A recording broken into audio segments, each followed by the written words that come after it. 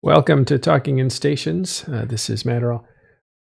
We're going to actually have same thing we had yesterday, another open forum. So if you wanted to join us today, you could. That's Talking in Stations Discord. Come in and have a talk. We're going to review some of the stuff that was talked about yesterday, and also we'll even review our reaction stream, if they're even a good idea. And then we'll see what happened today in the news. Also later, if we get a chance, we're going to talk Pochven, get some stories coming out of there from somebody who is intimately aware of all the players' doings in Pochven. We'll see how that goes. All right, with me today, you'll see in the bubbles different personalities. Are all you guys here? Is anybody like asleep? Should be asleep. Yeah, I'll take that as a yes.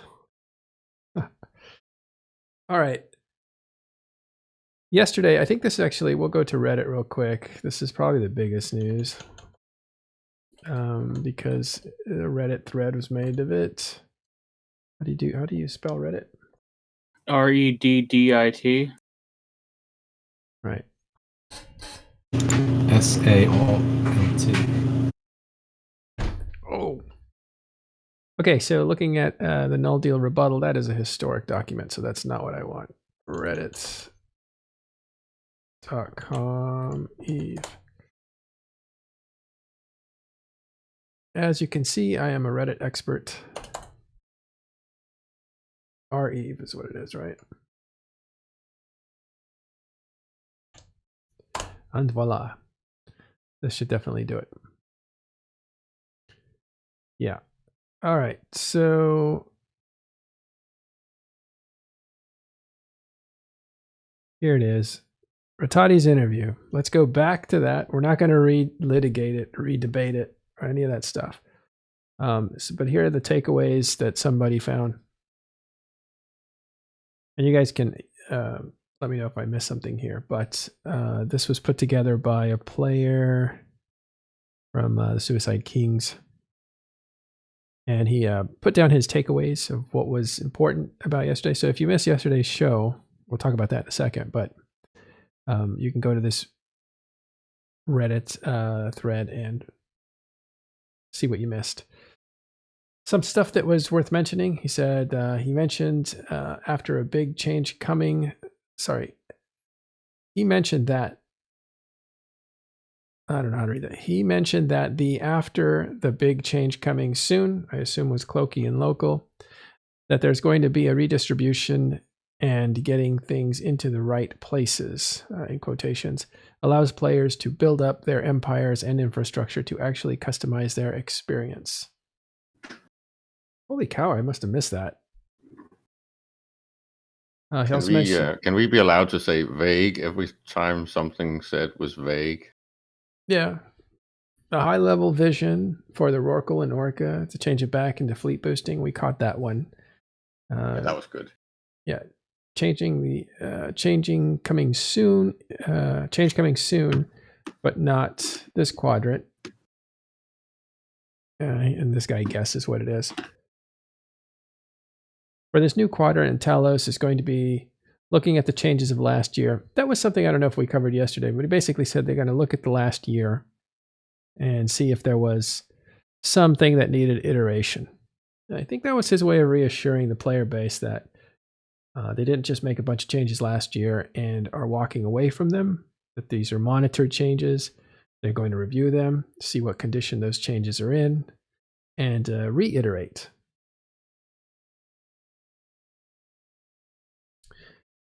So also talked about dynamic systems and how they're coming in the future. We knew that, and we did talk about that yesterday.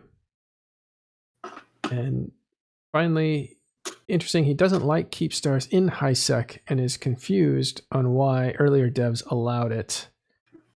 Again, we talked about that extensively yesterday. I think it was the last half hour of our conversation, which really got out of hand, right? Like, yeah, sorry.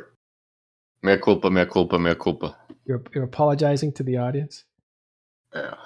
That was not good. I tilted completely because it's just these opinions about things that, at least to a lot of us, is intrinsic to what makes Eve Eve, and I think it's triggering when it comes up. Now, sadly, we don't have Rich in here because I battled with Rich a lot on things like how PvP should work, and even though I'm a massive fan of PvP, I think it's very important that it's happening in the right way. And to me, this was an attack on gameplay styles that have already been suffering and lost, and hitting them even harder. Uh, it's just gonna make more people leave because you're flattening the game even more. Yeah. Anyone have anything to add to that portion of it? Fix this. Not yet. Okay. I will say that there's an irony in the fact that I almost agree with Olmeca, but not in what he says, in what I think he means.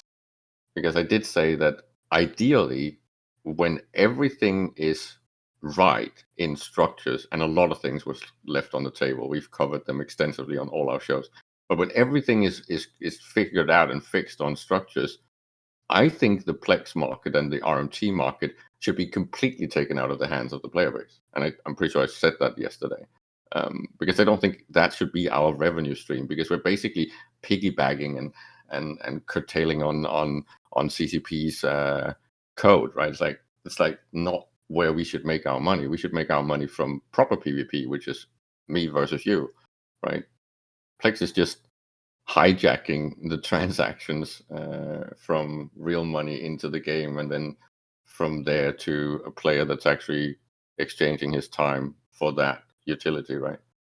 Well, I thought that was one of the most important points that Olmeca brought up, which I agreed with. That and his point was that the nullsec groups are making money based on the mechanic, not any strategic decision they made or any gameplay decision they made. Because players have to pay for accounts using Plex, that is a reality that is a meta reality. It's not an in-game reality. Again, I guess the reason that I got triggered is because Olmeca is maybe, again, he means well, and he might even have a few ideas that kind of make sense further down the pipe. But the point is, he's speaking out of context, because nullsec had no interest in highsec until it started showing that it could actually take the market shares. Every nullsec entity used to say, you can't do that. They're never going to move the market out of GDA 4.4 because they don't want to bother. Safety is an issue, even if it's only locking it up for 30 days. But some of us persisted, and especially someone that's actually now very dominant in the actual structures ecosystem, right? The ICU was very hard on starting the offshoring. And then, of course, we could go into the whole thing of all the things that CCP did, and some of them was to try and nerf that, right? With the removal of margin trade and trying to boost taxes. And it just feels like this is some sort of strange pet peeve of Hilmer's, that he doesn't like the offshoring. And again, maybe it's because there's players making money off of a transaction that's really about CCP's money, but still, it's messing with something that's in the game, that's gameplay and player driven, and he should just stop with hating on it. And it's the same that I keep saying to you, Matterall. It's offshoring is a feature to steal market shares from NPC markets where you have unassailable wealth. That's a good design. That's actually a good thing. Well, I mean, nullsec did show interest in highsec. By the way, your mic's open. In that it was a punitive interest. They were interested in punishing and disrupting highsec, and sometimes for their own profits, which is interesting, but sometimes just to be jerks, which was not interesting. Now you're going way back. There's very few entities, because the majority of them was part of the initial groups that rolled this out. So it's actually the other way around. Nullsec, or the majority of nullsec entities, have actually been policing structures in high sec since the beginning. But yes, they've been removing competition, but that's a completely different That's story. not even what I'm talking about. I'm going even further than that. But philosophically, they have turned their attention to nullsec in a punitive way. It's only now they thought, all right, all these guys that we were beating up on, we can make money off them. Let's actually steal their tax money or take their tax money. And I think that's why there's such a resistance to the Tranquility Trade Tower. I think that's where it comes from. Why should we pay for our own death, you guys? But what I think needs to be understood is the TTT is run by people who aren't necessarily the guys that beat you up last time. So, but it is. Go ahead. It's interesting. I actually have less problem with the TTT or JITA for that matter, because I can choose not to go there and use my local markets. I have more of an issue with the ICY, the ICY guys that moved into a couple of systems I lived in and basically told the strong armed the smaller competition out of the system. Oh, I didn't know that happened. That's interesting. Absolutely. The ones mercenaries. The ones they allowed to stay, they had them fix the tax rate. That's very brutal. What'd you say there, Araya? Did they hire mercenaries too to get rid of competition? That I don't know. Yeah, they hired Pyrat or Pirat, whatever they were. Those guys were pretty effective. They're now gone. They also hired Horde, but they didn't hire Horde through Gobbins. I don't think they hired Horde through an FC, which I think is interesting. You basically say, "Look, you got a big army. Let me give you some money." And even if the CEO of Horde says, "Yeah, don't mess with that kind of stuff. Don't get involved in that." I'm not saying that's what he said, but even if someone like that said that, the FC could say, "Well, just do it on my own, on an alt." So also, I believe Horde has a high sec contingent core or something, but I'm not positive on that. Yeah, the Horde high sec division is not allowed to engage in PvP as part of the rules, and one of the reasons is because they don't own structures in the Horde high sec division to keep them immune from war declarations, and another is that they're not supposed to. You're not. Suicide ganking is allowed in Horde, but not in the high sec division, because that would make they don't want to punitive responses on the high sec division. Well, in any case, yeah, ICU or IC or I Choose You, as they're known, were the first guys that were basically consolidating the markets of high sec. I didn't realize they were griefing or pushing out competition. I won't call it griefing because that's something else, but it was strong arming, I think, is a fair term. Yeah, it makes sense that they were doing that because they needed to get their tax rate to be honored, and anybody under it's undercutting you. So you basically have to shut them up, stop them, thwart them, or destroy them, or whatever, if you want your tax rate to be honored. ICU weaponized the capital that they had amassed before structures came out, and that was quite a lot of money. And basically used it to then roll this out and actually start this whole offshoring adventure. There was other people trying to do the same thing. Eventually, Mogul also started to start moving in, but at least we stayed a little bit outside of the central area. But there was always conflict between those groups that were participating, and always newcomers that tried to muscle themselves in there. And it cost money to remove competition. And because it's possible to have aggressions like that in high sec, that's what happens. This is where game design is a problem. And this is back to Araya that's in chat. We need a better war deck system. It's still flawed. It doesn't work. It doesn't bring civilization. And you have to choose, do you want high sec to be civilized or not?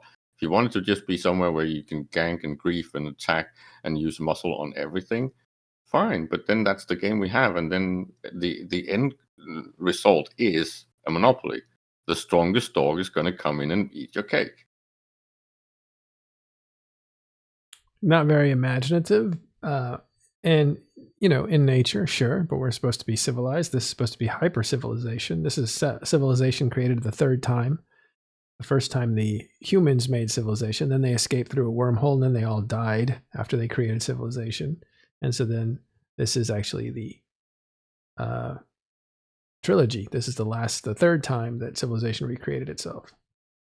And this is the most civilized solution. The TTC is the most civilized solution. It's the best we can get at the current rate, at the current game design, because it is a cartel that's formed willingly between entities that are usually not very friendly with each other. So there's the highest degree of security and safety. It is very unlikely that this is not going to be defended, and you and your assets in there is not going to be defended, because these guys can actually defend it. It's the biggest dog that became a sheepdog. They're guarding you. They're giving you the best service they can. Right now, they're not that good because there's a few things missing from structures, but they're doing the absolute best that you can do. Whether you go back in time and see all the guys that's tried to do free porting and all that stuff that couldn't be done because it just can't, right? It's very, very difficult. But in this case, this is the closest you get.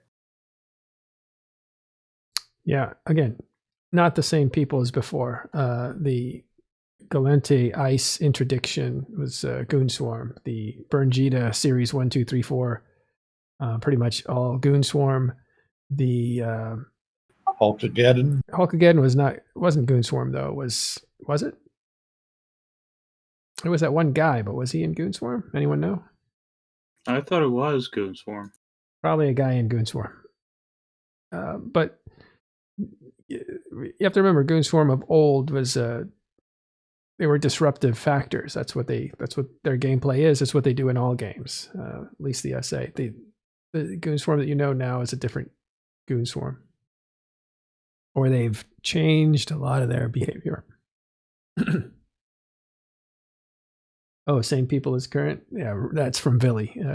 So of course he's going to say that. There actually are some same people, but they've changed their behavior, or at least they've said they have, and it looks like, we haven't seen that kind of behavior in a while that I'm aware of. Okay, so Tranquility Trade Center. I don't think it's not as it doesn't seem as toxic as it used to be. Oh, who knows? And by toxic, I don't mean the trade center. I mean like IC, I guess, or ICU or ICY, whatever. Okay, let's see what else. They discuss capital proliferation. This was on yesterday's CCP Rattati interview with the Oz.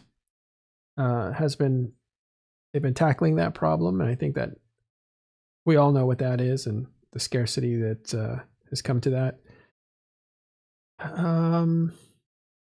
Also, didn't someone mention, this is new, but didn't someone mention that, and I didn't hear this, but they're thinking of putting more complexity to the building process of capitals? Was that anywhere? I heard that, but I don't think I caught that part of the interview. He said something along the line or in the direction of the fact that it was frustrating that something like Titans are still fundamentally only using T1 materials.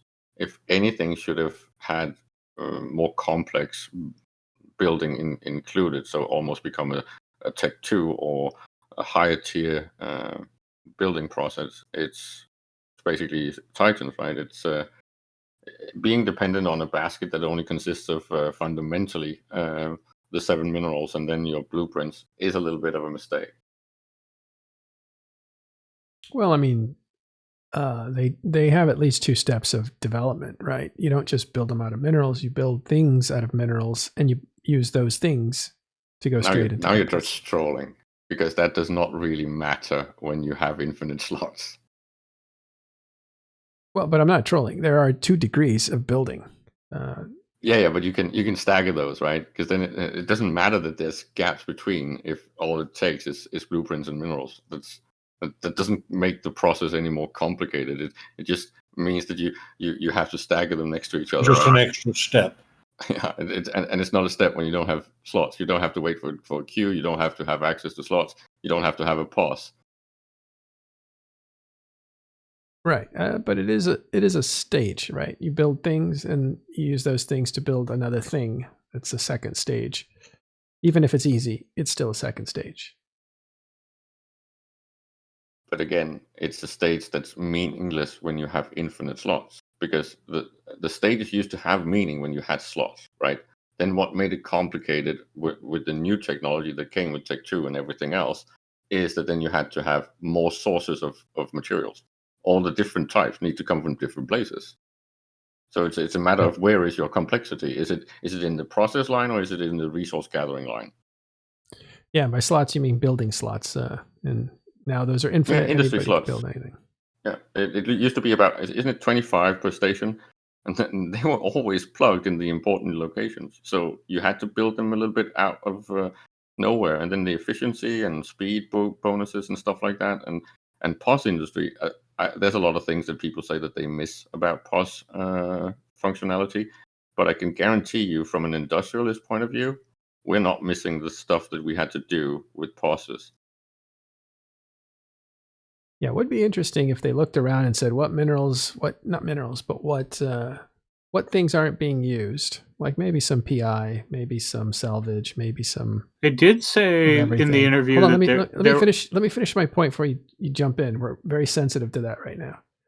But if you were to collect all these 3 ingredients, or groups of ingredients, and put those together, and it's not necessarily a T2 build, but it becomes a more complex, more resource intensive build, I could see how you could complicate or make the price of these capital ships go even higher, and also absorb and mop up some of the usage cases for those items. Go ahead, Gregor. They did say in the interview, Rattati said that there is going to be another use for PI coming up, which the PI market crashed after the cores issue because the main thing that was consuming a lot of the PI was structures. Well, this is where Willy showed a little bit of a thing that he had pitched on the CSM that I thought was kind of interesting. He was talking about crew, and that reminds me of the old team stuff, I think. And he tied it to PI, right? That then the PI stuff would then need to be somehow matured in, I think he said it should be something like low-sec. I think they might have taken a page from that and is maybe going to do something with PI to add a few more layers on the big toys. I hope they do it almost across the board and not just with Titans, but very likely if they're going to do it, they're going to do it with Titans first, right? So if you had more items in the form of a new type of PI stuff, I'm not saying it's going to be the CCP Soundwaves tokens, but if that's not entirely easy to come by, but not necessarily expensive, that's actually maybe a healthy solution. Yeah, crew's been brought up before in maybe 2010. I think there was a Eon magazine that said, "Is it time for crews?" And I don't know what their model of it was, but people have always been fascinated with crews because if you're a captain of a ship, it's kind of nice to think that you have like people resources as well as module resources and stuff. So, all right, let's look at. Anyway, so it was a talk worth listening to. It's posted in our Eve News channel at TIS Discord. And you can see the interview on Oz's channel or Oz's YouTube. But I don't know, just the final note on this thing, and we can just put it away. What do you guys think of the interview? Not talking about the performance of the interviewee. I thought that was great. Talking about CCP Rattati and the information that came out. Is there anything that we learned that was new? Are there just more clues? What do you guys think? I think there was one interesting takeaway. It sounds like they might. Okay, it was very vague the way that it was talked about, but he talked around it a few times. One of them is there's a quote directly verbatim from the interview on an INN article that's actually being really nice. But he talks about it's the last quote. He's talking about something that seems to point to something happening with the empires, and my suspicion is that it's going to be a hybrid of something we saw with Triglavians and what we saw with faction warfare. Oh, sorry, what's been presented to the at the CSM from faction warfare. We got that presentation that the CSM members gave to CCP. We got the PowerPoint from Brice Grubal, and that's some of the things that they discussed.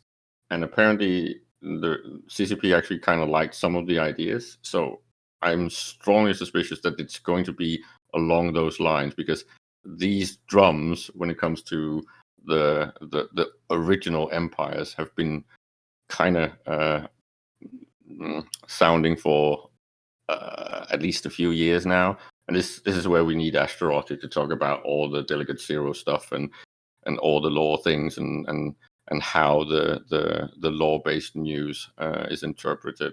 But I think we're going to see maybe not a hot war, but I think they're going to do something with faction warfare that's going to be that dynamic AI stuff that he talks about. And I'm certain that we might actually hear about it very soon, because otherwise he shouldn't be leaking that in an interview like that. Something else he said, kind of in the same vein, had to do with it was kind of as a remark, where he was talking about the different empires, and certain people complaining about the empire mining, NPC mining fleets clearing out belts, and kind of left it hanging as far as, gee, what do you think the empires are doing with all those resources? Building Yaphaden Titans? Yeah, what's the implication? Answer the question for us. Yeah, well, I don't know, but they're not building statues. Well, the point is that CCP on the inside actually calculates all these things. They're bound into very old codes. So when all these amounts are flowing around in the NPC corporations and all the NPC organizations, they are actually there in the accounts. And basically the same is, as far as I know, true for a lot of the tech things and LP payments and all of that stuff, right? So all the money and all the wealth that the empires are gathering from us and from space needs to be used for something, right? And well, eventually you could imagine that something like this becomes a war. It's the same narrative they did with the whole buildup of Jita and the tax hike. All right, well, check that out. CCP Rattati gives interview on Twitch. It's the latest. He's done interviews several times last year. Did the one that's his first one this year. People want to know about scarcity. That's why it's important. That's why we had a reaction stream to it. People wanted to react to it. I think they heard some things they wanted to talk about. And those are always important, because this is as close as we get to a pathway, or what do they call that? Roadmap. Again, roadmap.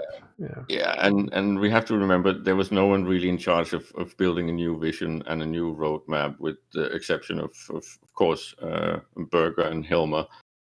But then, since they wanted completely new procedures and new delegations and all that stuff, I think mainly after the sale of CCP, I think the fact that now we've actually got Rattati appointed to be responsible for this, I think we might actually see a roadmap. He would not, or I would say it would be weird if he used the term roadmap if he's not intending on giving us one, at least at some point soonish. Well, yeah. So interestingly, if you're, and this is funny coming at the end of this segment, but if you're interested in listening to CCP, when you listen to Berger, when you listen to Hilmar, these are the guys that are in charge of the vision of where it would go. You don't see Manbjörn, but he's also an executive producer, or was. But definitely the guy out front is Berger. And so they're talking about what kinds of things to light up in the future, what kinds of features, what kinds of game direction, build, and that sort of stuff. And then you have guys that need to translate that vision into actual deliverables. And that would be like a Muppet Hunter or a Ratati, who I think is actually a different position now. He was in charge of the balance or the ecology of EVE Online, but his position now is something of a chief of products. Chief of product. Or head of products. The point is that he's responsible for these things. And I think it's kind of interesting if you think about it. You know, you remember back in the Torfy France days, right? When we had these visions and big plans, and in the time of Over and in the time of Siegel, when we had these big plans and big roadmaps, right? And they were very almost pie in the sky, very much almost unattainable goals, right? And then if we shoot for the stars, we will land on the moon, right? But I think what they've done now is, because all of the fallout from that, where everyone kept screaming, make spaceships for the spaceship game, right? I think what they've done now is they realized the second rail for EVE Online that's always been underneath this game is the simulation. So it's a simulation with spaceships in a spaceship game, right? So if it's the simulation and the ecosystem and the economy, why not just let someone like the team that's responsible for that do the roadmap and make sure that it's the best simulation? Because that's pretty much what he said verbatim, right? He wants this to be the best simulation out there. And if that's the goal, I'm almost going to say I'm on board. It's difficult and it's a tall order, but it's still maybe not as difficult as walking in stations was almost 10 years ago. Right, those kinds of features. Right. So then, again, translating the vision at the top is people like Ratati, who are making sure that the things that are attainable, the deliverables that can be done, that those are in relationship to the direction that they want to go. And then you have the game designers that I think look at a wish list of things that they want to have done, and they work on those. And that's kind of like an agile shop, which I think CCP is.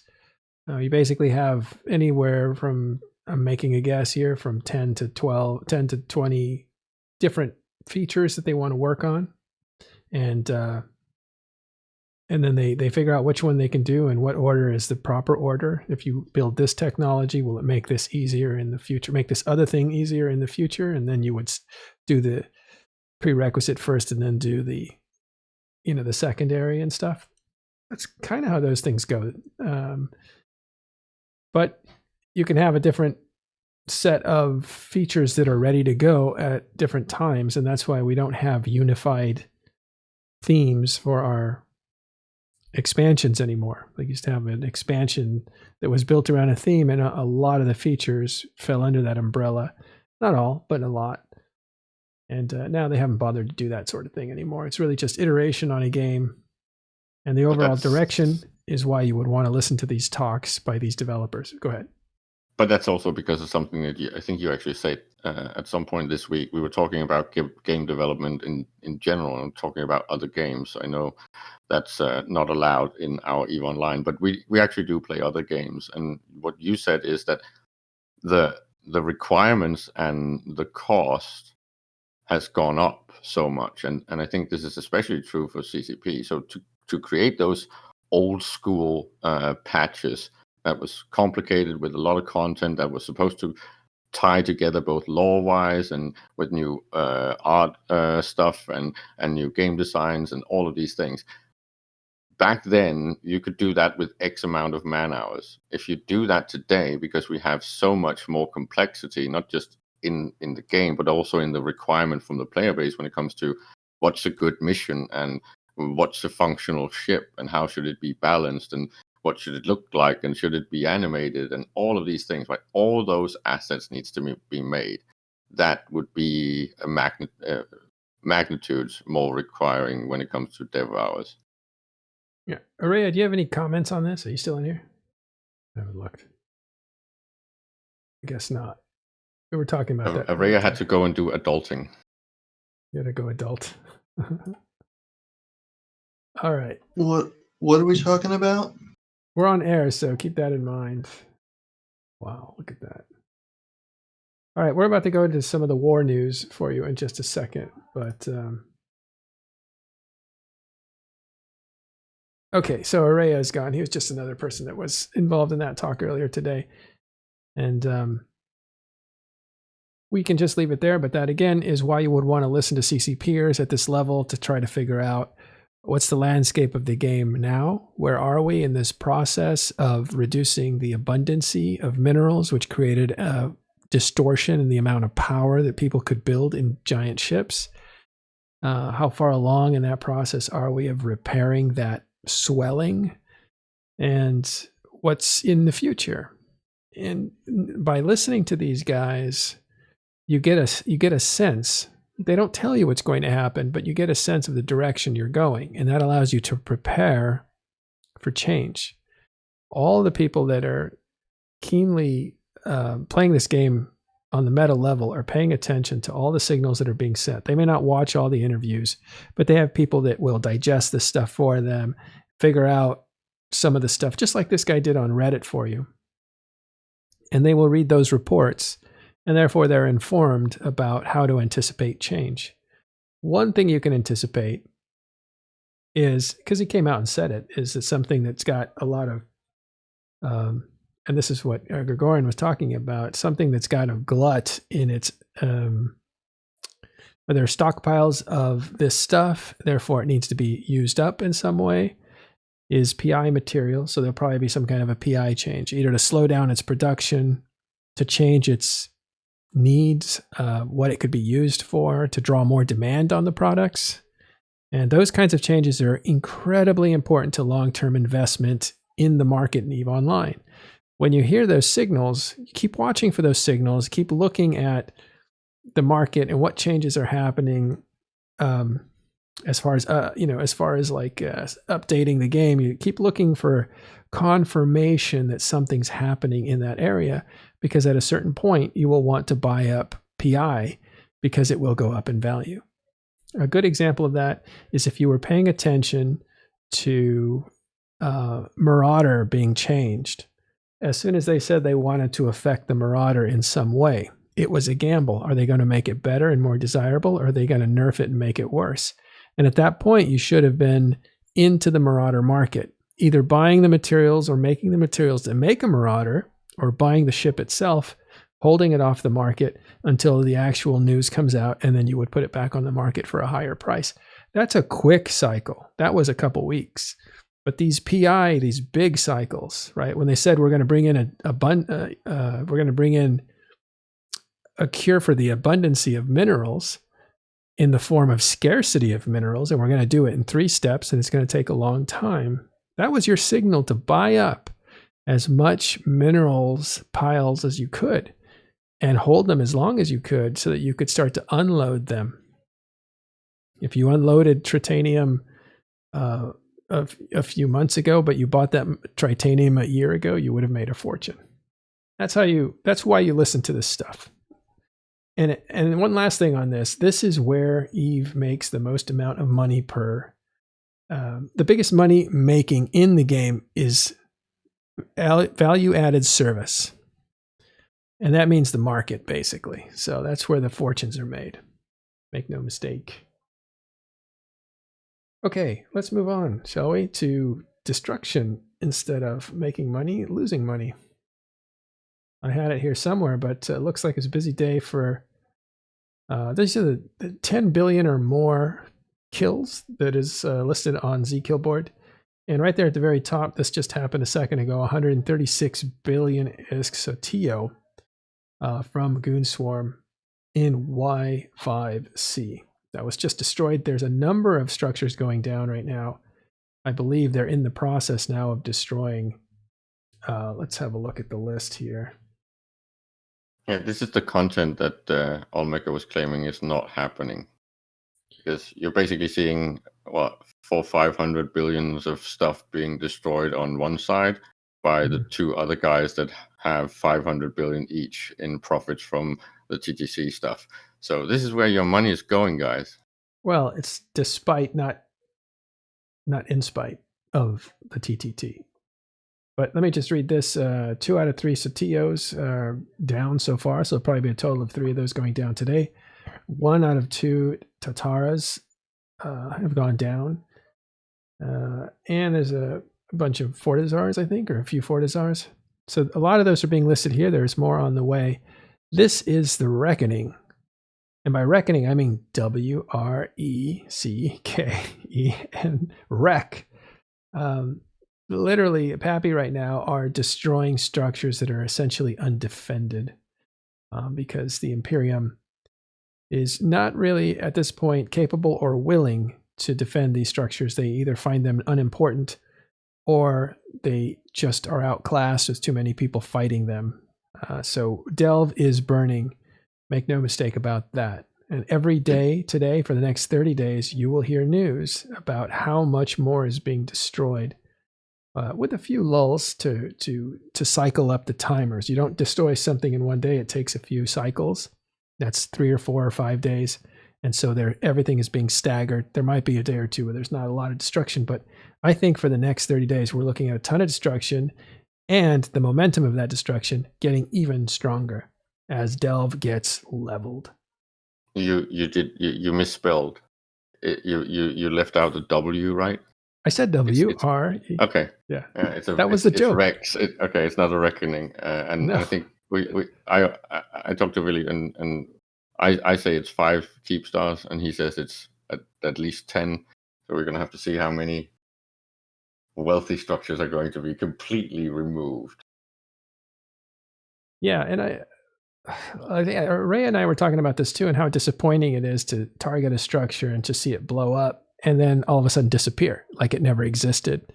All that stuff that was in it went to asset safety, so you don't really get a piece of that. And there is a wreck, and you salvage that, and you're done. So it's just not very dramatic for the amount of keep star that's out there. Let's talk about the keep star, the biggest structure in EVE Online. And when you destroy that, that should be something you salvage over a period of a week and a half to, 2 weeks or a month. You know, you literally have to come and cut pieces off of that wreck, and you should literally, it should be like a mining field that you have to take on for a while.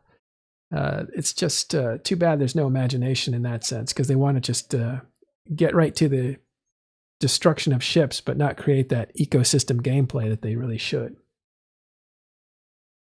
And this is where you could mention that something like the extra large platforms, yes, to some they might seem expensive, but when you think about who's supposed to own these things, it's supposed to be organizational things that's like the new end game. They are dirt cheap. I know that people say, oh, no, they're not. Well, they are. If you compare this to what it cost back in the day to build Titans, these things are not expensive at all. Well, if you insist on putting Tech 2 rigs on it, then of course, but Tech 2 rigs in general are crazy expensive regardless of what they're on, right? Mm-hmm. So the whole point is that these things are a little bit too cheap and should have hit a higher price point, also because they need to be comparable to what they can generate. And they do have a potential to generate a lot of money. Yeah. And a little more on that idea, because it looks like people resonate with it, of creating a salvaged area, is you create gameplay for other people. Now you don't have to have just warriors, right? Because right now, the way it is now, you bring a ton of guys, they shoot something, hopefully they win. There's strategy involved, but once it's done, the thing blows up, you pack it up and you go. And your guys have to do nothing but be warriors. But if you imagine that there is now something that you have to deal with as far as wreckage, and let's even say it becomes toxic to the system if you don't clean it up or some weird stuff like that, if you wanted to play with that idea. But now you have to have miners as well. You have to have salvagers as well. You have to have people with other professions. And so it's not just, let's just all be warriors and fight this war. Okay, now let's all just be ratters and make money. That's the only thing you have in this really terrible flat space game where you can have so much diversity and eco-culture. It's just, it feels like it's really missing right now. Maybe they'll think along those terms, but it takes, in my opinion, player pressure not to demand the same pacifier over and over and over again, which our CSM does nothing but amplify what people that are the loudest say. There's just a whole quiet, lurking group, I'm sure, that would love to see more interesting stuff in the game. And I wish CCP would really design for that group as opposed to the loudest people in the room, including myself. Okay, let's move on. I've had my personal point of privilege. Actually, that's I it. just think that was a good rant, because I love the thought of maybe extending how long it actually takes to clean up the field after big battles like that. I'm pretty sure that in real world terms, it doesn't take that long to take something down, but to clean it up and to rebuild it, that should take a lot of time. Yeah. And I thought the toxic stuff would be interesting because it gives you some counterplay. Like, you can't just leave it there, or maybe you do leave it there, but over time it becomes something else you have to deal with. I don't know. There's a ton of these ideas that I think these designers know about. It's just implementing them is hard. And that's what we were talking about earlier, is instead of taking an idea like that might take a ton of people working on it for a long period of time, they're doing the easier changes that cost less money for veterans to keep them happy, because all they want to do is keep us happy. And so what they're doing is just whatever we're yelling about, they're kind of fixing those things. Whatever the CSM tell them we're yelling about, that's the things that they're going to fix and look at. Rattati did say he looks at the statistics to see what ships aren't being used and how can they fix those ships, and that's how the Marauder got up on the menu, and that's why it got fixed. And so they do that as well. It's not just CSM and players. But they're really just tweaking things and fixing things that we already play with. And so the imaginative new stuff, I think, is not there because they're concentrating on two things right now. And that is keeping veterans happy. And the other thing is creating better funnels as people get deeper and deeper into the game when they start the game. And that's where a lot of energy is going. Jobu said something funny in chat that I actually completely resonate with and think could be very, very interesting. What if you left the wreckage, right? If you do not do anything with it, that's actually the spawn point for something like a forward operating base, or even just something like roaming rats or drifters or whatever, right? Pirates, right. If you do not clean your stuff Sand away, people. then you will get Tusken infections, Raiders. right?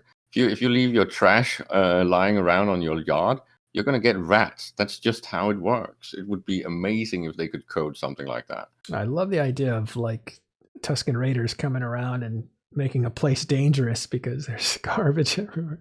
Yeah, I mean, that's kind of neat. Okay.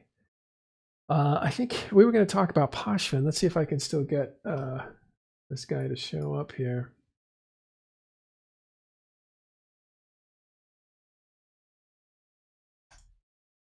Try to get a guy from Pochven. Tell us what's going on in there, because that seems to be one of the interesting areas.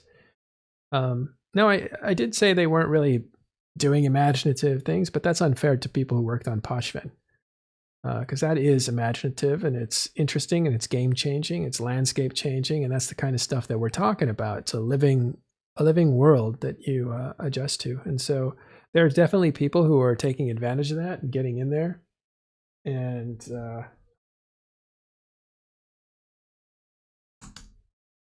we'll talk with one of them so you can tell us what's going on. It's not just about money making either. It's about again, it's about imagination and expansion of the universe so that it feels big. The one thing I hate and rail against all the time is when the universe starts to feel small, like a high school, and you know all the guys that are the big men on campus, and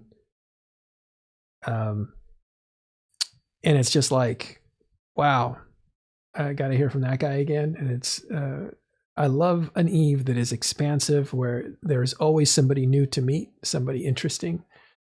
There's a lot of ordinariness to it, and not everything is spectacular. I love the idea of ordinary Eve. If I could delve into ordinary Eve, I totally would.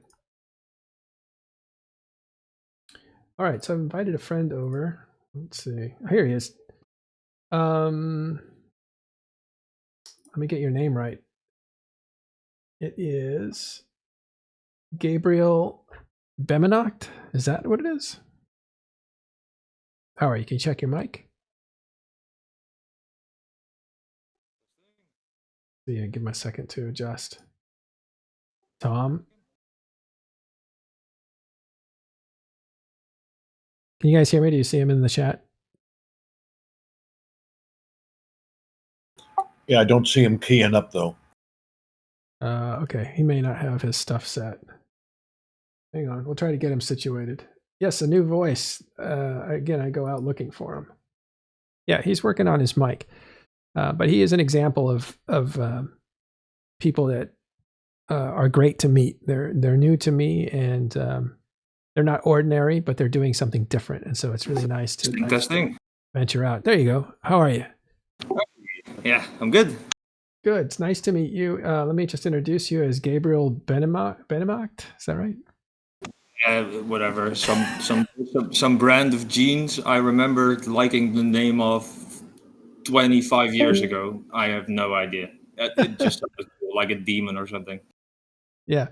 All right, man. Tell us about yourself. You all I know is that you reside in Pochven. Yeah, in part. I think we have I'm not sure how unique it is due to how the statics work to a particular system in Pochven. They tie up and exclusively end up in LOSAX, which is basically a staging where we have a lot of stuff that's blue, so we have a pretty safe hole. And when one of those systems got invaded, how long is it ago now? Like 5-6 months or something. Mm-hmm. Me and a couple guys decided to just take it for the trigs and see what would happen. Right? That's kind of how that invasion was shaping up. People had like sparse information. So yeah, we've been. Me and a couple guys have been convenient access to that particular system, and we still have structures in there that used to be in the associated LOSAC. So Now, I spend a lot of my time flying around in Pochven. cool. So Pochven is a situation where there were systems that were essentially kidnapped, we call it, from Empire Space, and they took all the buildings with them. So everything in those systems that was built also existed there. And that meant that some players had stations in Pochven, but no new structures could be built. Is that right? That's correct. As far as I know, nothing about that has changed. Okay, so I'm wondering, how many structures do you think have been destroyed and how many are left? Are they becoming more valuable? Oh, they are most certainly becoming more valuable. It's hard to judge. Pochven has a couple of advantages I think people have yet to use, probably mainly because of the standings requirement that's included in order to use all the gates in there. And I think if there's entities that would like to make use of that, there's a couple around that seem to be interested in it. Yeah, they have to get through the dedication of grinding up those standings with a particular group of guys, right? And that's a big hurdle. So what do you like most about being in there? What attracted you to it? After we figured out what it was like, what the properties of the space were, I was mainly interested in the PvP element. So what I'm really interested in is to see if people start getting battleships around. Right? There's no oh my god, I'm flying this really cool battleship. I want to get a cool fight, but this dude just dropped 3 supers on my face, and now I'm dead. Right? That doesn't happen in Pochven. You have to gate around. You're generally not safe. There's even mobs that point you, right? That can totally ruin your day if you're trying to get away from something. So there's this. The fights seem to be a little bit smaller, which I think is really enjoyable. Yeah. So again, the reason that happens is nobody can jump into Pochven, so you can't get Sino jumped basically by bigger ships. That is correct, and that also ties into one of the appeals because you can Sino out, and you can use filaments to exit out in that specific Pochven's region of space. So say you want to start a roam in Forge and you all have required standings, you can take a couple gates. You'll be in an entirely different system. You exit a hunter and you put some guys or some blobs in Pochven and you come completely out of nowhere, anywhere in New Eden, basically. if you have the organization to pull that off, right? Yeah.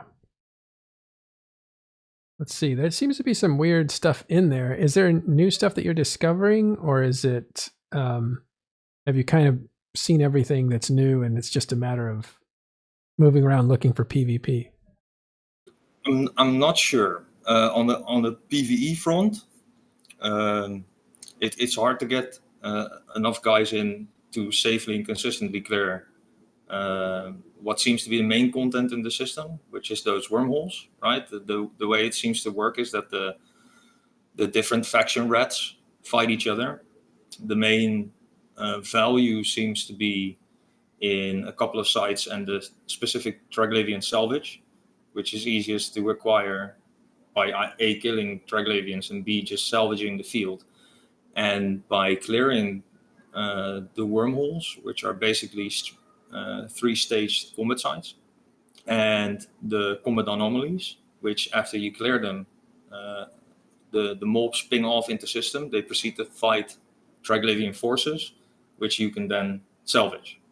That seems to be the main appeal of doing stuff in there, and it's hard. One time we had, because the wormholes spawn from the outside in, right? So someone has to scan them down from wormhole space, or from drone null, or from your static, right? Mm-hmm. So either you have one wormhole, your static, if you scan it down, or you have 6. It entirely depends on how busy it is and if people scan the entry holes down. I have noticed what seems to be some kind of overload in the amount of mobs that ping around, and one of the signatures that's associated with like the central defense point of the Triglavians, it's a gate that leads to the big cannon that's shooting at the sun. Mm-hmm. That gate despawned. So there might still be a PvE mechanic there that I'm not entirely sure about, but it seems to be mainly around the fleet fights. Is it lucrative? I know people always want to know how much money can be made. Should I be doing this? What do you say to them? Yeah, I think the most accessible way would be the standard: get in there with a corp, farm the content, and build out Triglavian stuff. The LPs, it's a point of view. I used to farm low sec dead sites, and if I just do that for a day, it doesn't compare. Especially the amount of pilots I need to throw in there in order to make it financially valuable, plus the interruptions that can occur in a system where you don't have local, right? I mean, it's unpredictable. So I personally, if you get into criticism, I'd like more content to draw people in there, but you can make money there, sure. Well, that's part of the draw. So people looking to make a fortune, and they come across you, for instance. Right, and just for instance, let's say you'd this. I think they recently changed it so the salvage from the rogue drones is no longer Triglavian salvage, which made them pretty valuable. The wormholes seem to be, the 3 stages seem to be 5 pilot max, 5 mil, 20 odd mil, 50 mil per pilot in pure payout, plus whatever salvage you drag out of a hole. So I think with the salvage still Triglavian, on 4 pilots I do about 700-800, which isn't huge. 700-800 million per what unit of time? You'd clear a hole in 10-15 minutes, then you have 20-ish minutes on the respawn for the hole, then you get the next stage. And it seems to be that when you trigger a stage, so you kill the stage 1 of a wormhole, mm-hmm. the rats that continuously spawn from those wormholes and ping around in system are 1 tier higher in difficulty. So theoretically, they would entice a stronger response, I think, from the Triglavian defenses, giving you better loot in system as well. So that's really hard to keep track of on yourself. I can't salvage the system all day. I want to hunt around and kill people. Yeah. Well, okay. So, but put that in perspective of ISK per hour. What are we talking about? Again, it depends on the holes. If you have 1 wormhole in your system that day, you're not going to be making a lot of money because there's not going to be any NPCs there as well. If you get 7 or 8 holes and you can clear them all, which you can, for the sleepers, it's hard by yourself, but for Edencom and for the drones, you can get pretty far solo with a couple of T1 battleships. And probably looking at maybe 100 mil an hour if you do it efficiently, which is not significant. Right. Okay. And If you get a large industrial system behind it, I think you can do really well, because another big part of the value in the systems is mining. Oh, okay. So there's a diversity of the way you make money in Pochven. Yeah, I think so. The main appeal is that I think, I'm not a miner myself, but I think people have mentioned that it contains everything except 2 particular types of ore. So it seems to be really good for accessibility to all different types. But I'm not a main miner. I just protect some. And in some ways, Pochven can be accessed really easily through the forge, because that's where a lot of Pochven systems ended up being taken from. Yeah, that's actually also a very convenient part about it. I mean, I'm in from my staging, which would normally be 40 odd jumps to Jeddah in a blockade runner. I'm now in Jeddah in odd 12 jumps or something. No time at all. Yeah. I just take one gate in Pochven and I filament out. And there we go. We're in Forge. Right. So in order to get you more targets, how do people get into Pochven? Review that. I don't know. I think it's changed a little bit. It used to be really rough. The standings, when it first came out, the standings were really rough. They were hard to get. They were almost impossible to get. I think that's been fixed. But how does somebody get into Pochven and actually participate with it, play with it? If you want to get to a stage where you can gate around, I would recommend doing it as a group. And I mean, there's content there for a solo player, but I'm a solo player with 4 counts. So I've got 4 tombs flying around, and I can conveniently clear most of the sites and gate around, and I have structures that I can dock in, right? I mean, it's incomparable.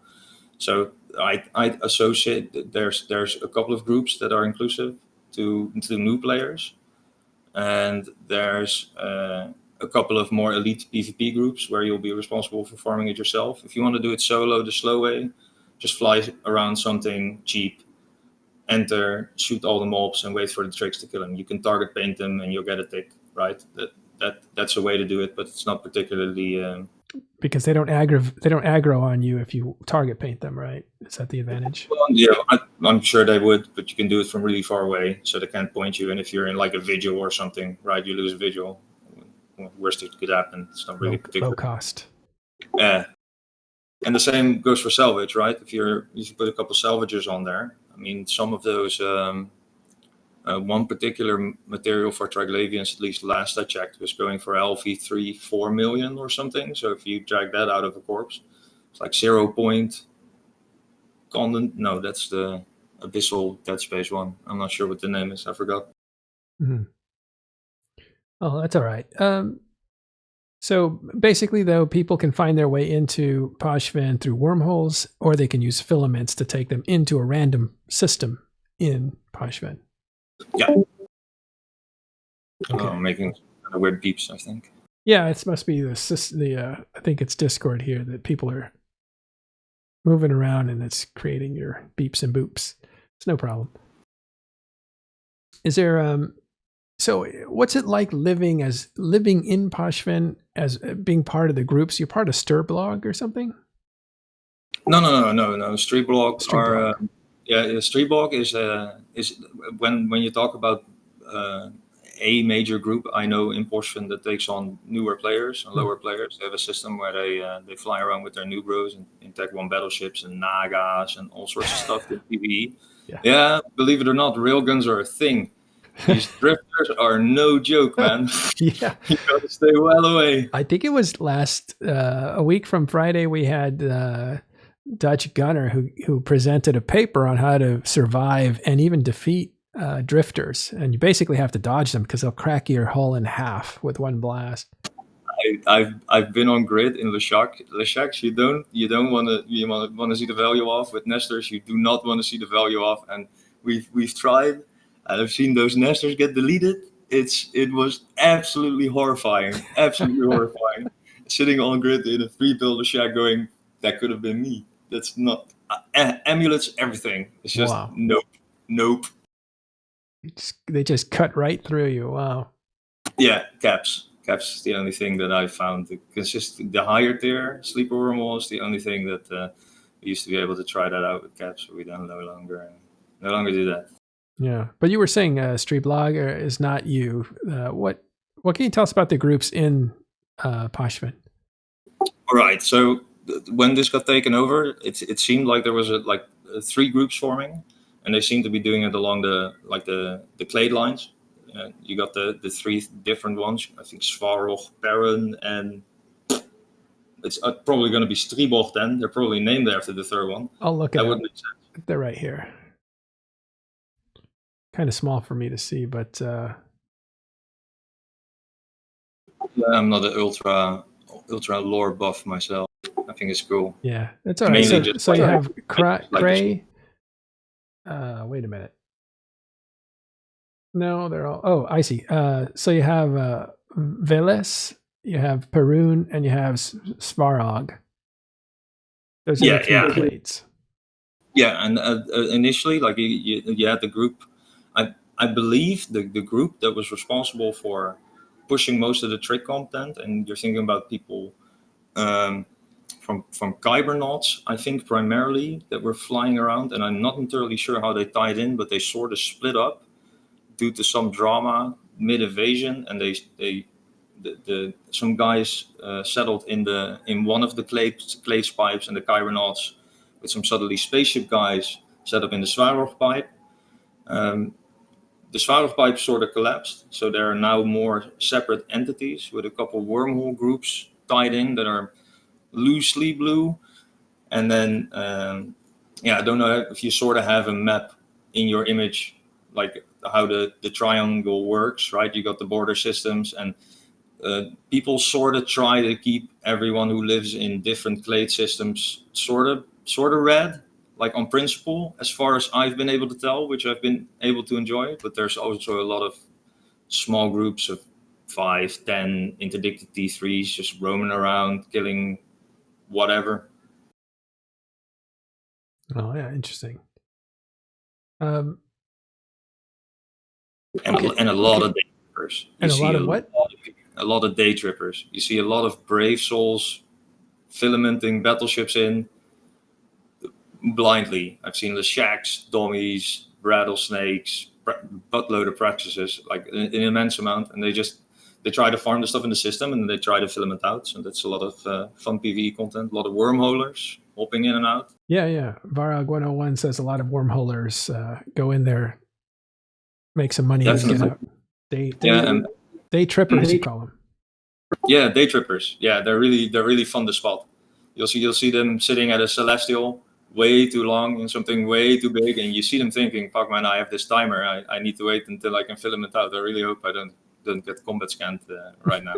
It's just always a very enjoyable moment. What's the difference between a Pochven local and a day tripper from wormhole space? They share a lot of characteristics, I assume. Yeah, I'm not sure you can actually. I think the people with stations, like player stations, you can technically call them local because they're fairly safe, right? You're not just gonna be able to root those guys out. Like you can camp a neutral station or something. Yeah, what's the difference? Well, the space is different, so they're not used to fighting or dealing with bubbles, for instance, or yeah, that's true to an extent. Bombs, right? I'm still getting used to the idea of bombs and bubbles, but we need to start applying some nullsec stuff to that. But the biggest thing is no local. That's just a huge thing. Flying around this portion is it can be fairly paranoid inducing. Yeah, well, that's something they're used to, but that's not something day trippers from Empire Space or low sec, high sec, or null sec are used to at all. Oh, and it's very fun. Half the people have no idea what they're jumping into.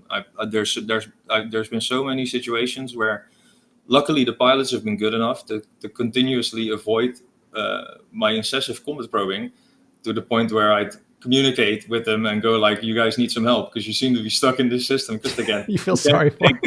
Yeah, and I'll go like, "All right, we can combat probe all day, but I'm not going to grab you. We've established that. So now I'm just going to take you guys out." To the extent where very often I'll just send them out through our blue wormhole straight through our blue bubble low sec straight into a gate camp somewhere along the way. So that tends to work out for us. Oh, that's hilarious. Yeah, not a lot of people agree. Victims tend to not agree. All right. Well, anything else you want to say about Pochven, what you're doing, or like what it's like and what you're doing there? What it's like, yeah. If you can farm the standings, if you can stomach that, and you can gate around with a couple of friends in some cool ships, I can see you fly around in nightmare gangs and marauders and all sorts of cool shit. You just got to get past the hump. And if we get some cool fleet fights in here with like small groups of T1 ships, or even if it's just cruisers, it's great. And there's a lot of entities you can pick a fight with here if you want. There's a fair amount of groups that can field, especially if you start going after some structures, they can field significant numbers, so you can get some large cool fights there. Yeah, one thing this space has that wormholes don't, for instance, is actual gates that go from one system to the next. So yeah, and being able to take those gates is a gigantic advantage. Right. Some people can't follow you through them if they don't have the right system. So especially like those peoples with structures in there that routinely farm their stuff in Pochven, you're going to want to root them out. You're going to have to do some work. Even wormholers, right? You got 16 hours and a very limited amount of mass. If you want to pressure someone in a specific system, you're going to have to put some effort in. It's not hard if you can gate, but as long as you can't, it's a fairly... Explain that a little bit. How do you get permission to gate through Pochven? Just by raising your standings. So if you kill Edencom, Drifter, or Drone Rats, you gain more standings with the Triglavians, and you have 3 different types of systems. So if you imagine a triangle, there's going to be 3 corners. Every corner is going to be the home system. So that's going to be a standing requirement of 7 to enter. Oh my God, that's so high. Yeah, that's really high, and they've got this gigantic Triglavian structure in there that, as far as I know, doesn't really do anything yet, but it's supposed to be some sort of cap anchorage or something along the lines. I'm kind of hoping that there's still some content to come there. So only the most loyal Triglavian sided players can enter those systems. Yeah. And some people have speculated, including I think it's Astarothi. I think he's been on this on Talking with Stations as well in some episodes, who think that the idea might have been, or might still be, that there could be like another layer deeper in, right? Because it seems to be attaching to these old domains from those Triglavian guys, right? They're trying to make some sort of bridge or something, like some connection between the two areas. And who knows what else is to come. Right. They're not done with tinkering with this. Chad is talking. Go ahead. Oh, I just saying, I hope not. I want a Triglavian Tech 3 cruiser, so I very much hope they're not done yet. Oh no, I think they're built. This is the future. I think they're going to build on this for a while. Can you do you know anything about Fraternity being in Pochven? Does that ring a bell at all? Yeah, yesterday. I think it was yesterday. Yesterday I flew around a bit. I know they were. I know they were specifically messing with the guys from Streetwalk. I'm not entirely sure if they'd like to tell me which system that's in. If you look around on Killboard and you're interested, you might be able to find it. Mm-hmm. I know there was a fight. I saw a substantial Streetwalk fleet. I think like 40 or 50 guys. I know the Fred guys were there for retaliation, although they didn't tell me in retaliation to what. And since they were shooting Streetwalk guys that RF'd one of our structures a couple of days before, I figured I'd help them, and I gave them some exit filaments, which they seemed to need for whatever reason. I don't know why. But I figured if Streetwalk wouldn't be able to grab those guys, that'd be a win for me. So I said, I think they went home. I'm not entirely sure. They went somewhere. Yeah, they were in a fleet of Guardians and Zealots, I think. I think they kind of underestimated the amount of Megathrons that that those guys could field, but that's what it seemed like. They weren't very talkative with me at the time. Yeah, well, they also might have a language barrier. A lot of Fraternity are from Chinese groups. Yeah, I didn't particularly trust them. They asked me to dock up in a neutral station that tossed me the exit filaments, and I said, "Nah, you can work to me on a safe. I'll leave them in a box. You go have fun.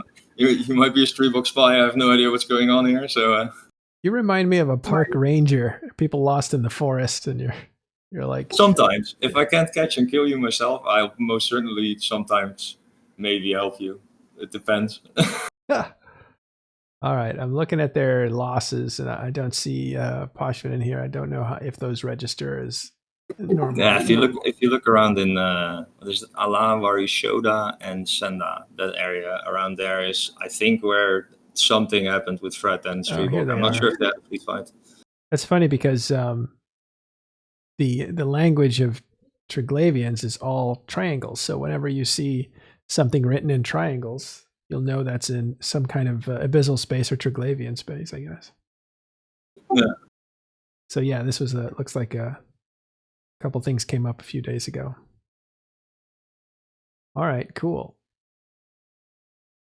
Well, hey man, there's fights to be had. There's Marauders. People should just show up here. It's fun. Yeah, I was going to ask if you've been seeing Marauders. They've got a real boost a few days ago. I'm pretty sure we're going to be seeing them. I mean, they're expensive to fly, especially now in Pochven. And there have been a couple of notable, extremely large Marauder dunks in Pochven in the earlier weeks when people were using them to like easily farm the content. Like 10 to 15 golems whacked by some other fleet. I think it was maybe 4 months ago. I could have a look around later and maybe I can find it on Ezekiel. But I'm not really sure if people are comfortable flying Marauders around here yet. But who knows? I mean, 3K DPS golems can do quite a lot, I'd imagine. Yeah. All right. I've been educated a little bit by the fans here. Gravity Bong Gaming says Pochven have normal names, and it's a normal region with normal names now. So Vale, the Vale system, not Vale of the Silent region, is in here. So is Como. So are a lot of systems. Nyarja is here, most famous Pochven system that was taken. So yeah, you can look at the kill board. You can look up Pochven, the region itself, and check out some of the kills that are going on there. Yeah, and it's fun to see. It's still very formative what people are flying. Like I said, it's been a lot of rails, long range, Skydy stuff, a lot of cruise missiles, stuff to stay out of range because the PvE content is. It's I don't think it's designed for solo. The wormholes at least. Sorry, they're not designed for what? I don't think they're designed for solo content, right? Because they have they have like a fleet payout, right? So it's most ideal to do with 5 characters because in the case of clearing the 3rd stage, you'd each get 50 mil, where if you have a 6th pilot, you'd all get, I don't know, 40, 45, right? Yeah. Well, that's a good point. A solo Marauder, for instance, this is probably not the right space for you. You probably want to be doing other shits or something. Right, because you're going to clear a site. You're going to go, whoop, 50 mil. All right. I'm dead. I just lost 10 times that. Yeah. Oh, there's a T3. Shit. And his friends, because they didn't come alone. No. There's plenty of people sniffing around here that can easily kill a solo Marauder. So I put that under the very, very, very bad idea category. Yeah, well, this is interesting because one of the things that CCP needs to look at, whether they either solve it or not, is up for debate, is the N+1 theorem of, we'll call it a theorem, of EVE Online, where if you bring the same amount as somebody else plus 1 more, you have the advantage. It's not strictly true, but it is true in Delve, as we're seeing a 2-to-1 advantage really allow Pappy to ravage the place. And so CCP needs to look at that and say, is that good gameplay, bad gameplay, or is it just the way it is? And this Pochven region looks like an experiment to work with keeping the groups smaller or encouraging small, nimble groups as opposed to giant N+1 groups. Right, and don't forget, it's also universally minus 25% warp speed, right? So you're all slow. The gates are really, really long, jumps compared to jumps in known space. So even if you it's relatively short, a jump or 4 or 5, if you do that in battleship, it's going to take you a fairly long time on the longer warps. So you're not going to just support something with 25 plus guys 4 systems away, because by the time you get there, it's done. Interesting. I didn't think about And- that. To the Yeah, war. and then you gate one jump with your 25-man fleet. Oh, look, there's an Edencom fleet sitting on the gate, and they have scrams. Are we gonna keep warping, or now we have to kill the PvE fleet that's sitting here, right? Yeah. Well, it's A lot of interesting. stuff can go wrong. The distance of the warps, they weren't made smaller then, I guess. No, your warp speed is. So I think you have a 25% debuff on your maximum AU in your warp, or 20, or I don't know. I'm not sure about the exact number. I just know that if I warp my Leshek around, it takes forever for it to land. Wow. Okay. So it's slower, more deliberate combat. That's interesting. Yeah, I think they're trying for different terrain to see if players how they react to different terrains and stuff. It's interesting. I kind of think that Pochven is a model for where the rest of EVE Online may follow in some way later. Just like wormholes were a model for some of the features that Titans brought to a system with their boosts, and some of the weather patterns that exist now in nullsec. Like, I think they're taking some elements of a certain gameplay and bringing those to different parts. And maybe Pochven is a model for how to not limit, but encourage smaller, more meaningful gameplay as opposed to just mass. Right. I think you can have a lot of fun in a 300, 400 mil Tech 1 battleship. You know, right? You just active repair it, you put some PvP mods on it, you fly around.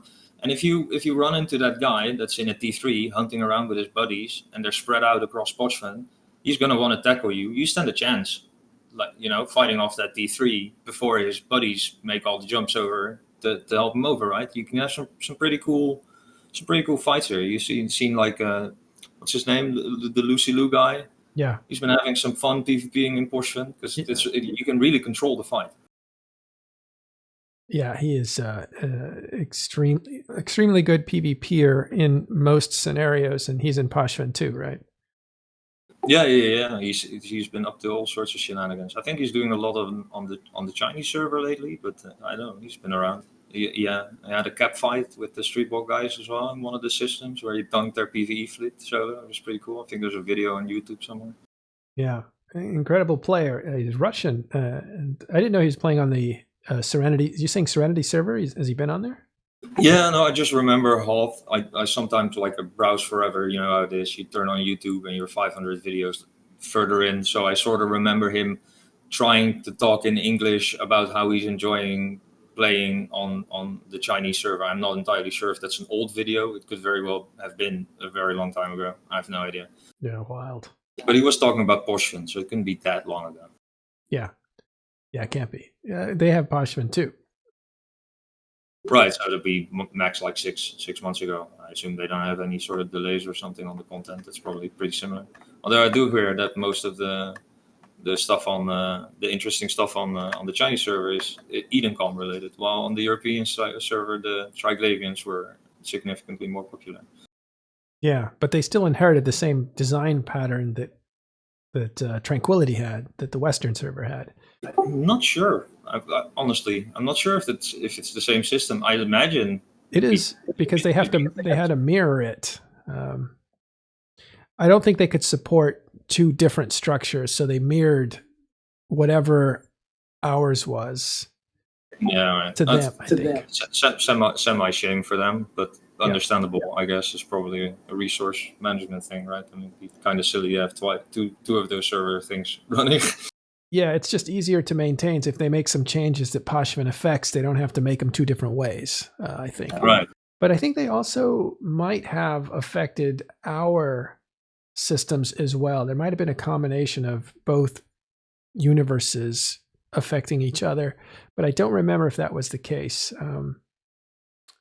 Yeah, I'm not entirely sure about to what extent the process was truly random. Mm-hmm. I do think which systems were final, the systems eligible for that final liminality stage, which would determine whether or not they would be permanently triggered, right? As we figured out by the end of it. Yeah. I'd imagine that it could have been different systems, but I'm pretty sure it would have always been 27, right? Because I know there were 1 or 2 systems that we definitely could have taken, which we didn't, which probably would have only meant that the invasion would end a little bit sooner with a different system tied in there, right? That's probably the only difference that it would have made. Yeah, the best speculation I have is that there could have been anywhere from 21 to like 96, whatever is divisible by 3 systems taken. And 96 would have been nuts. yeah, but there was a range. And so we were on the lower end of that range. This is, I don't know if it's theoretical. I don't know how much CCP admits to, but we were on the lower end of that, right? Only 27. I think the minimum would have been 21 or something. And then there was a certain time period. So by the time that it was all said and done, however many there were rounded to the nearest 3 was what they cut off at. Probably that sounds incredibly reasonable. That would probably be how I would do it. Yeah, that makes sense. And it's interesting the CCP didn't make a bigger deal out of that. They just kept saying players are going to be the ones that decide when they fight each other, depending on where they saw, but it was not even a very big push to get players to play Pochven. They did put invasions as, a lot of marketing behind it, and they put it out as an expansion 2 or 3 times. But the second one, where they announced from eVegas, hey, it's now your chance to pick a side, should have been a much higher profile event than it was. It was just kind of mentioned. Well, and besides the fact that it ends up not being a specifically relevant choice, because you can fairly easily, from a non-standing point of view, just get neutral with both and just ignore the entire situation, right? I mean, if you just kill a couple rogue drones and drifters, you're going to get Edencom and Drake standings. You're going to be neutral to both, and your problem solved. So you don't have to. I know. I'm not going to say for a fact, but during the invasion, I was talking with one of the 2 guys that made like the invasion content, because we were running a load of the stuff and we were running into some bugs. So we occasionally talked to them about it. I got the impression that they were perpetually behind. Yeah. Right? Yes. Like the content definitely was not finished. It wasn't working half the time when it got launched. I mean, if you're talking about things that would have facilitated people being in Pochven more actively from the beginning, it would have been all of that shit just working, right? Yeah. Besides the fact that there would have been more, the flashpoints, which were one of the big appeals of the later state of the invasion, when you hit your final liminality system, the flashpoints would pop up and they'd be good ISK. They're good ISK. But you could farm them reliably. They'd respawn every X hours in the system. You'd run them. You get a significant chunk of ISK for like 8 guys. And after the systems got taken over and Pochven was created, those sites didn't work for 3 months. They gave no payout. They wouldn't complete. They were just bugged. So that a lot of people lose interest when stuff like that just doesn't work. Oh, and I think Pochven still suffers that reputational damage. When it first came out, it being bugged, it being impossible to get into, even though there's been a lot of improvements since then, I feel like we haven't really revisited it to retell the story that Pochven is open for business. People are doing stuff in it. People are living in it, and it's working as they probably intended it. Right. If there would be one priority change I would throw into Pochven, it would be something as extremely simple as data and relic sites, because what you rely on now for most of your content, which is pretty cool, right? You get you interact with PvE elements in the system that changes how active the PvE elements in the system are, and that feeds off each other, right? That's a pretty cool idea. You can get some pretty dynamic and goddamn insane fights on gates between NPCs where you got like 100 fleets sitting on there. If you gate through in a cloaker ship and you spawn next to a wreck, how that goes. It's just not. It's a really bad idea. It's a really bad idea. No, but that's a really cool idea. But the only thing I'd add is relic and data sites, because now that's the main thing, right? Because you rely on people scanning their way in from known space or wormhole space. So that's going to be explorers and frigates, and they're going to come into Pochven, and what can they scan down there? more wormholes, right? Right. Congratulations, you're in Pochven. You can't do anything in your Explorer frigate. So More if you want to Explorer get content is what you're saying. right, you draw the people in with the Explorer content, you spawn more wormholes, you get more PvE content, you get more people, you get more hunters, and that's how the ball could start rolling. There's probably more ways, but that's the easiest way I see it. Yeah, it's how you build the ecosystem, right? Right, but and now you get in, and it's like, right, okay, Yeah. there's a combat side I can do if I got a couple of friends. Right. That all makes sense. Yeah. Well, it's been a great pleasure talking with you, Tom. I don't know what to call you. What should I call you? Tom's fine. It's my name. Tom. Okay, good. It's easy. Good talking with you. And we'll leave it there. We'll bring you back later on, check in with you, and check in with Pochven, see how it's going in a little while. Sure. I'll be flying around. So I'll probably be checking what Fred's up to a couple of days. There were some RF structures there, so if they're blowing up Streetball stuff, I might want to be in on that. You might want to get in on that, huh? Okay, good. Yeah. Well, I know Noros. I can put you in touch with him. Oh yeah, sure. It's no problem. Or you can just meet the guys out in the field. That's probably more fun. Yeah, that's probably more fun. Good. All right, everyone. Thanks again, Tom. Thanks everybody that was here earlier. That's all that we have time for today. Talking in Stations. We will see you tomorrow. Take care, everyone. Have a good day.